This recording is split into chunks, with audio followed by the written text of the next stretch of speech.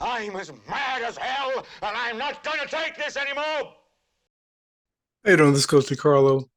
Of course, we're going to be talking about the law, manifesting using the law and so forth, the law of assumption, law of attraction. And I'm actually going to be coming from a event that took place recently.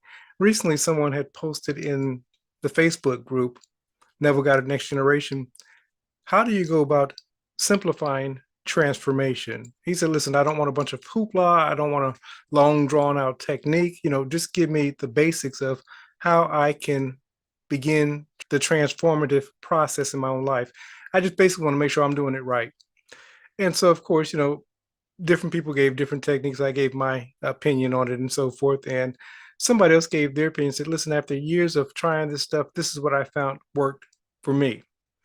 And somebody followed their post and said, prove it, basically, and then started blasting them because of what they found that worked for them. And what I realized when it comes to manifesting, many of you are, I'm as mad as hell, and I'm not going to take this anymore. and this is coming from a 1976 movie. It was called The Network. And The Network, in the movie The Network, his character's name was Sidney Lumet. And Sidney Lumet was on this news broadcast. I'm tired of the crime. I'm tired of everything going on in the world without. And I don't know how to change it. I'm as mad as hell, and I'm not going to take this anymore. After he goes on this tirade, he basically challenges everyone to go to the window, no matter where they're at, open their window and begin to shout, I'm mad as hell and I'm not going to take this anymore. This is kind of where a lot of people are when it comes to the law of attraction, law of assumption, manifesting, and so forth. Many people are mad as hell and they're not going to take it no more. Now, I understand, and we all get there. I was recently reading a post by Brian Scott, and he said, listen, I'm frustrated, and I got to a place where I feel like I wasn't moving. This is all of us. I mentioned Brian Scott because Brian Scott is, one of those go-to people in the industry when you're talking about manifesting and so forth in his own way. And I appreciate, his message and so forth. But it's not just Brian Scott. I've been there. We all get to a place and we sometimes wonder, why am I doing what it is that I'm doing? And is it really making a difference? Many of you have been trying to manifest money, relationships, better health, and you're really frustrated and you're saying, listen, I'm as mad as hell, and I'm not going to take this anymore. so what is my point? When we're talking about manifestation, we're always manifesting. A lot of times, because we're looking at so many rules, techniques, principles, and so forth, we get it muddled. But you're manifesting from the moment you wake up to the moment you go to bed. And even when you're asleep, you're manifesting. So, my goal for you is that you'll be more purposeful in your manifestation. Decide who it is that you want to be, do, and have. And from that decision, begin living your life from that end. Neville calls that going to the end, but forget about what it's called or what, I think a lot of times we get so caught up into names and techniques that we fluster ourselves. Decide on who it is that you want to be. And you begin living, thinking, being that person first and foremost in your mind. As you begin living from that state, you're going to manifest the person that you desire to be. Now, just because this doesn't happen overnight, it was like the person that asked the question, how do you get into a transformative state? And I used the person's name and I said, listen, I clothe myself in the person that I want to be. So, for example, let's just use Bill Gates as an example. I would clothe myself in the personality of everything I knew about Bill Gates, and I would begin living or acting from that persona. Now, people would call that make believe, but when you start doing that with feelings, you're actually rewiring your mind at a conscious level, but you're also transforming yourself from the inside out. When you're manifesting, be conscious of your manifesting. It says that we shall give an account for every idle word. This doesn't just mean what we verbalize, but also the thoughts that we think.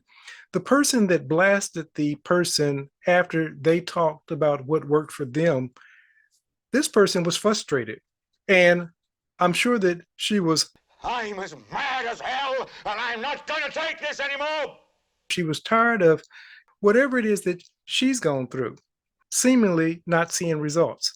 Even in your frustration, you're manifesting results. So, what I'm asking you to do is be more persistent and consistent in what it is that you want to manifest.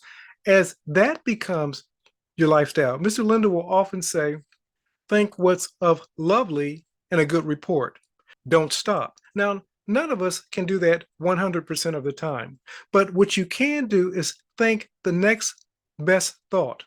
I was coaching a coaching client one time, and they were telling me all the things that were going wrong in their home, and they were staying with their parents, and they were just so frustrated. And I told them, I said, listen, you have to first and foremost start with your attitude. You begin to change your attitude, what you're going to discover is that your world around you is going to also change. Now, most people don't believe that it's that simple, but it's our attitudes that often keep us where we're at, whether that be an attitude of lack, whether it be an attitude of, I'm not good in relationships, or you can't trust, people. What are those things that you're saying to yourself? Because see, whatever that thing is that you're saying to yourself, as Henry Ford says, whether you believe a thing or you don't believe a thing, then that thing is true for you. If the person says, well, this law of attraction stuff doesn't work, and I'm getting all this different press from the law of attraction, and we're talking about a man that's been dead more than 50 years, and, what does he know? He's dead. So if these are your conversations with yourself, then of course it's not going to work for you.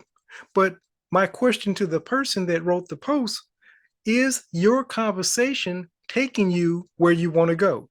See, if you're in conversation, your end game, your self-talk isn't taking you where you want to go, the law is absolutely working. It's working against you, and it can't do otherwise. But when you find that a person changes his or her attitude, all of a sudden, little by little, sometimes overnight, but little by little, their world begins to change. Doors seemingly miraculously open up. Only thing I'm saying to you creators is that you are manifesting morning, noon, and night. The question is what?